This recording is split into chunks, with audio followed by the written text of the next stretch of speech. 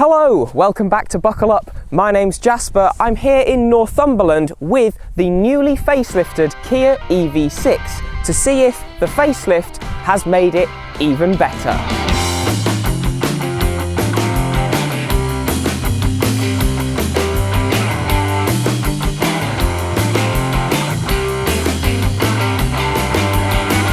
So as part of a facelift, you would at least expect some kind of facelift to happen to the car, and I'm pleased to report that is the case here with the EV6. The front bumper has been revised to make it look a little bit more modern, more sporty, slightly more aggressive, and this is the GT Line S car, and GT Line and GT Line S cars come with GT styled exterior, so they look even more sporty than the standard model.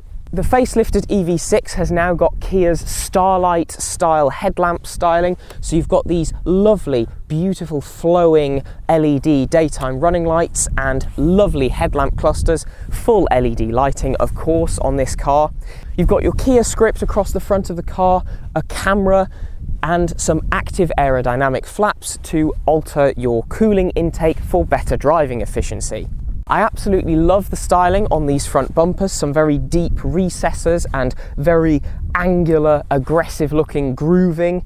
And yes, the car does look really good even when it's absolutely filthy, as this one is, because I've driven it quite a long way in the time I've had it so far. As we begin to move around to the side of the car, you'll notice just how low and swooping this front bumper is. You've got this lovely crease up in your bonnet, and despite this having a very low front end, you do actually get some storage. In rear-wheel drive models, you get about 52 litres, and if you've got all-wheel drive models, that does round about half, but it's still nice to see some under-bonnet storage there, or as we may call it, a fruit. The GT Line S cars do come with 20-inch diamond cut alloy wheels. I think these do look absolutely brilliant, but they do have an impact on the car's efficiency, so this will not go quite as far as the GT Line, which has the standard smaller alloys fitted.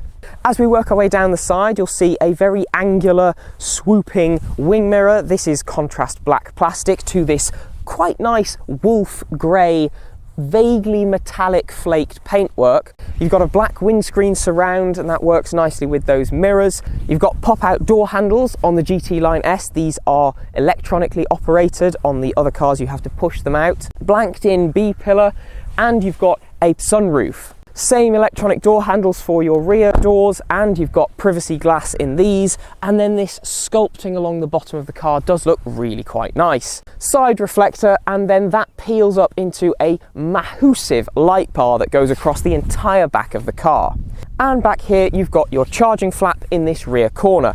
This is fast charging, it's based on the eGMP platform, and that means that this will charge at speeds of up to 350 kilowatts. This revised battery can be topped up incredibly quickly, 10 to 80% in about 18 minutes. The final thing I'd like to say about the side profile of the car is just how much I love it, and that's because it looks so sleek and really quite streamlined. The roof is quite high but does begin to dip away a little bit at the back, and then you've got this lovely aerodynamic spoiler that sits over this rear tail glass. It's a very sleek rear end, very shallow rake on this glass, and then this gorgeous little flick up on the boot. It's a very striking rear end, and the way this light bar curves across this powerful haunch at the side of the car is very tasteful. Down here you've got that GT Line styling in the rear bumper, which is only vaguely visible here given how filthy the car is, and then down here you've got some vague kind of diffuser type styling, but this car does have a flat floor in the name of good aerodynamic efficiency. On the back of the car you've got a GT Line badge just here, your Kia script, a scooped profile across the boot, and then over here your EV6 badge. If I pop open this boot, which is of course electric, we are greeted in this case, which is the rear wheel drive smaller output power model, we have 480 litres of space in this boot. That's obviously with the rear seats in place, and if we fold those down it goes all the way up to 1,290, so it's a really practical space back here. That practicality is covered with a nice roll top parcel cover.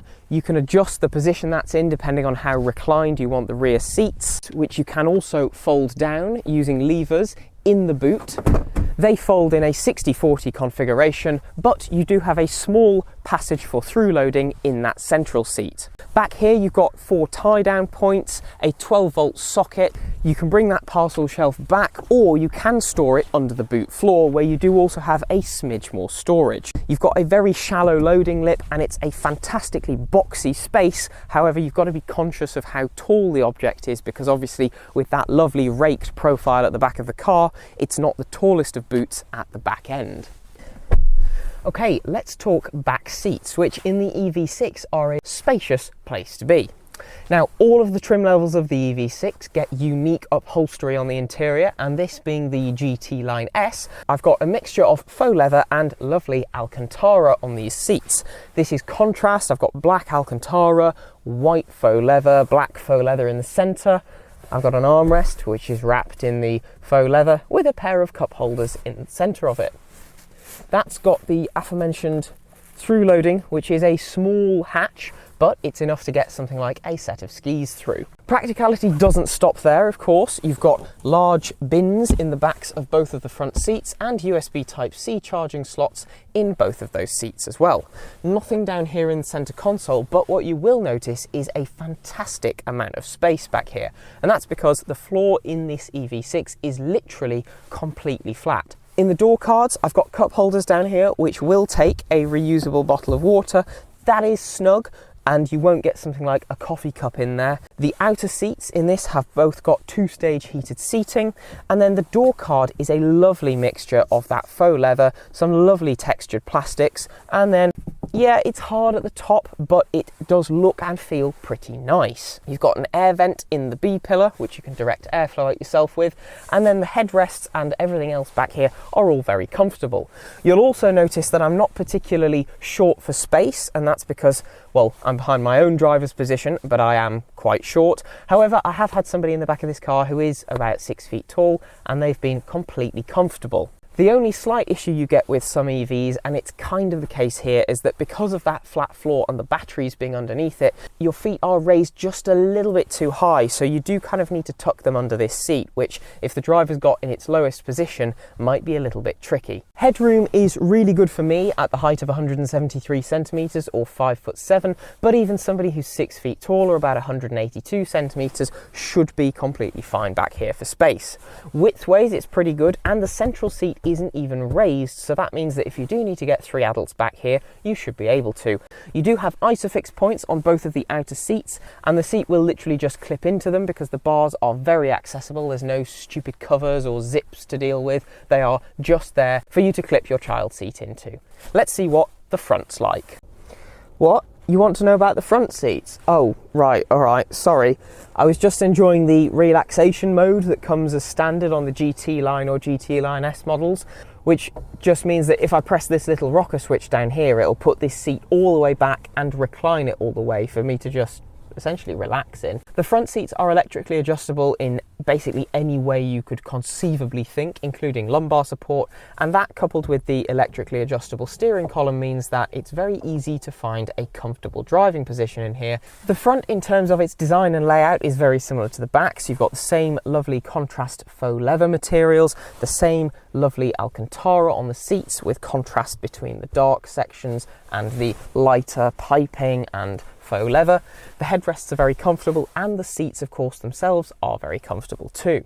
The dashboard's got this gorgeous textured plastic on it, and then you've got some lovely brushed plastic effect trim on the centre console.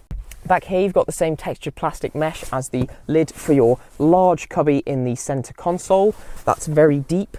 You've got a smaller cubby here as well as 2 cup holders, a 15-watt wireless charging pad which has got a recess around it so the phone can keep cool, and then down here you've got a massive bin for storage underneath the centre console. The glove box in this is a really good size as well, quite wide and pretty deep, enough space in there for the owner's manual and a fair few other things.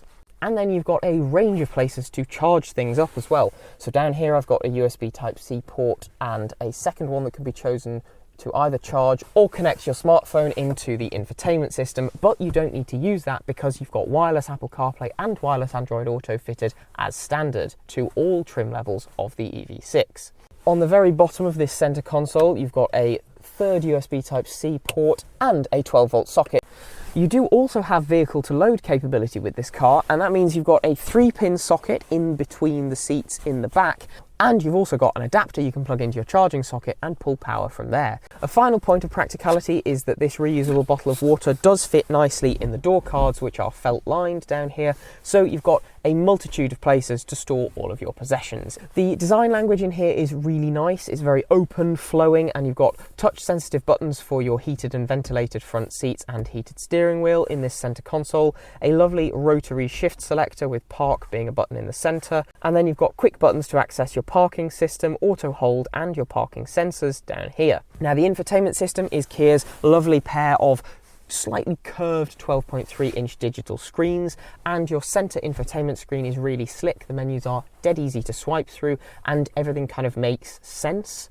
The driver's instrumentation cluster is really good at conveying information to you, and I've also got a heads-up display which shows the really critical bits of information, including stuff like sat-nav directions if you're using the built-in sat-nav system, on the windscreen in front of you as you drive along, which is really handy. Below the infotainment screen, you've got this panel, which is touch-sensitive controls, but it switches nicely between shortcuts for your infotainment system or full climate control with the press of a button. I only have 2 gripes with the climate control system in here. The first is from a usability perspective. This is great, but it's still not quite as good as physical buttons. The second is more from an efficiency perspective, and that's because you can get a heat pump on the EV6, but it's not standard and it's only available on the top trim GT Line S car, and at that it's a £950 option, and I think in 2025 something like a heat pump should really be fitted as standard to any EV. It's not that difficult to fit if you've already got air conditioning, so I don't really know why you wouldn't get one. That gripe aside, this cabin is lovely and I really like it. The refresh that's happened in here does mean that the cabin feels so sleek and modern, which ties in beautifully with the exterior of the car. Let's go and see how it drives.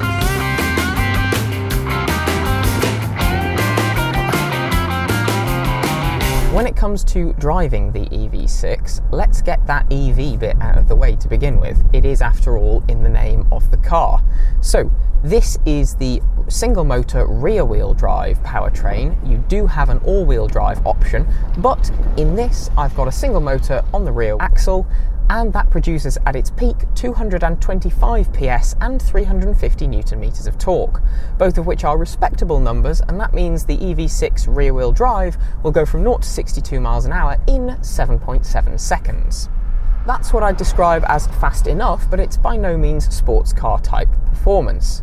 You can get an all-wheel drive powertrain which offers you a significant boost in power and about double the torque, and that is obviously a little bit faster. However, if you want the most range out of your car, you need to stick with the rear-wheel drive and lower powered options.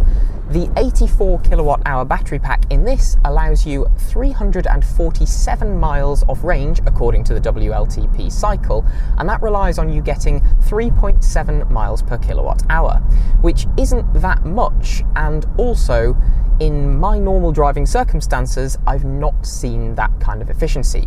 Now, I will caveat that by saying that while I've had this on test for a week, I've done 2 very long journeys in it, over 200 miles, and I've been able to do so without needing to stop and charge the car.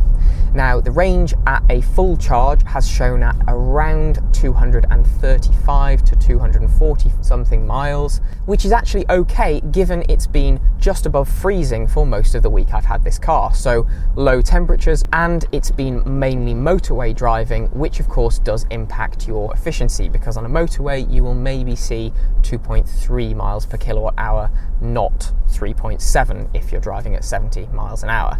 That being said, the car does have a very usable range, because I don't know about you, but if I'm driving 200 plus miles, I'm going to need to stop for a wee and to stretch my legs. With this being an EV, that 350 Newton meters of torque does help to pin you back into your seat, and certainly if you choose a sport drive mode, which you can do using this button on the steering wheel, you do get a good amount of response from the car.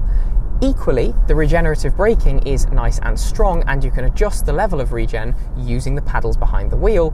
And if you go for the top level of regenerative braking, that is essentially your one pedal drive mode. So that means that if I let off, the car will eventually come to a halt.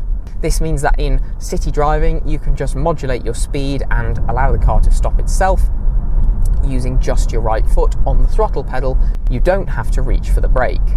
City driving is of course where an EV will be at its most efficient, and if you are driving in a city, you should actually be able to get 400 plus miles out of this car. At any speed, the car is nice and quiet. That's helped by the incredibly streamlined styling and the fact that you don't get a lot of road or wind noise through to the cabin, so it's a very kind of whisper quiet experience in here. The only noise you do occasionally get, in this model particularly, is a little bit of harshness from bumpy road surfaces, and that's because on these 20-inch alloy wheels you do start to feel a little bit more coming through to the cabin, and those lower profile tyres are less good at hiding the noise and the imperfections in the road. I would absolutely not describe this as an uncomfortable ride, it's just more firm than it could otherwise be. The EV6 copes incredibly well with long-distance motorway driving because at all of its trim levels you've got fully adaptive cruise control, which will keep you centered in your lane and follow the car in front of you with no problem whatsoever. The cruise control system in this is probably one of the best on the market. Couple that with the fact that this car will quite literally change lanes for you as long as circumstances allow it to.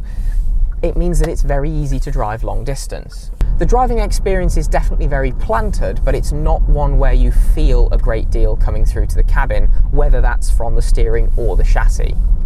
The car certainly handles its pretty substantial weight of over 2 tons very well. It does hug the road quite nicely in corners, but it's absolutely not a sporty car. If you're after a sporty car on this platform, you need to go for something like the Hyundai Ioniq 5N. And actually, this car's closest competitor or closest rival is one from the same group, because the Ioniq 5 is the same platform, it's a very comparable price, and it will probably go just a little bit further because you get a heat pump as standard on all trim levels, which is something that I wish Kia would do with this.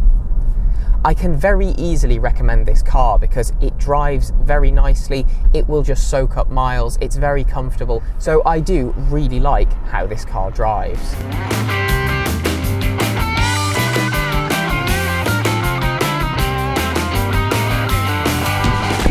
So, the EV6 in summary, well, yeah, I really like this car. It will go the distance, the tech you've got available is amazing, and I really, really like how it looks. Just happens to drive very nicely, and it means that you can really easily make this your family car. So that is a hearty recommendation from me. Let me know in the comments below what you think of the EV6, and while you're down there, if you haven't already, please do consider subscribing to the Buckle Up YouTube channel and clicking the notification bell so you never miss one of our uploads. There are a few other ways you can support the channel. Firstly, our merch store, linked in the video description, and secondly, all of our social media, also linked in the video description, so please do go and follow us in one or all of those places. Thirdly, you can become a channel member directly here on YouTube. But that is everything, so thank you so much for watching today's video, and I will see you in the next one. Bye!